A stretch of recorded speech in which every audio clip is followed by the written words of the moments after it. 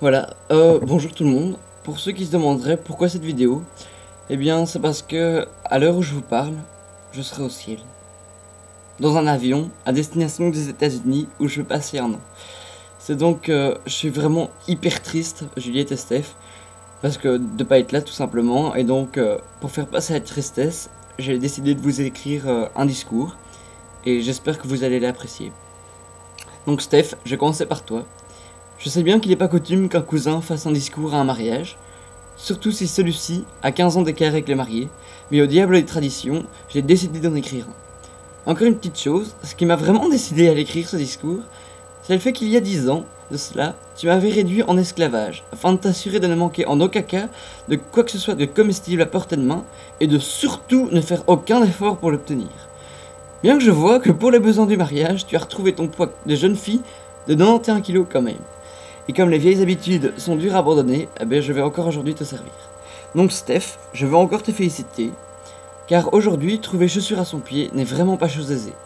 Et pourtant, regarde la magnifique créature qui depuis quelques heures maintenant est officiellement ta femme. Qui aurait cru, il y a quelques années, que tu aurais fait un si parfait mari? Car ton jeu, tu l'as très bien caché. Toute personne ayant vu ton code de Louvain-la-Neuve, ou ce qu'on peut vraiment appeler code, on sait pas, aurait sérieusement pu douter de tes capacités et pensait que pour toi, l'avenir était dans l'élevage de Kusu. Vous savez ces petites bêtes noires qui s'infiltrent un peu partout, mais surtout dans les pâtes, et que Steph cuisait avec amour pour enfin les manger en s'écriant c'est bon les protéines animales. C'était vraiment infect.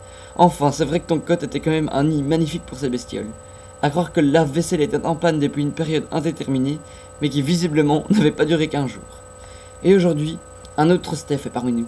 Un Steph mode, people, cool. C'est fini maintenant le temps des spaghettis sur table. Place aux salades de graines extra light. Fini les kusu. Place à Ikem, le chien démoniaque. Enfin bref quoi. Je te souhaite juste de vivre vieux, pas trop comme elle, et de rester cette espèce de gueuret joyeux qui nous a tant fait rire. Et maintenant, à toi Juliette. Mon Dieu comme tu m'as surprise. Je m'explique. La première fois que je t'ai vue, c'était à une réunion de famille à Tournai. C'est une épreuve cruciale à l'entrée dans notre famille. C'est donc aussi à l'aise qu'un éléphant dans un magasin de porcelaine que je t'ai vu essayer de te défendre face aux pics si perverses et subtils des 4 marâtres que sont Tati, Grande Tata, Petite Tata et Tantine. Et oui, dans la culture, dans notre famille, on a la culture des noms stupides. Enfin, cette épreuve terminée, nous sommes allés en ville pour décompresser.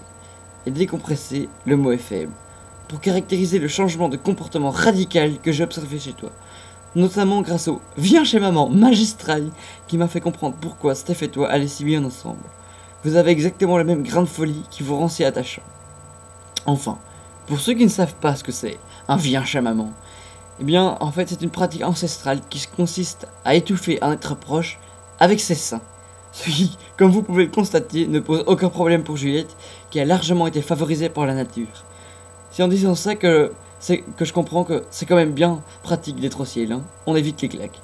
Tout ça pour dire que t'es peut-être ma belle cousine officiellement, mais que je te considère comme ma sœur, alors fais des bien ça et bon voyage de noces. Allez, salut!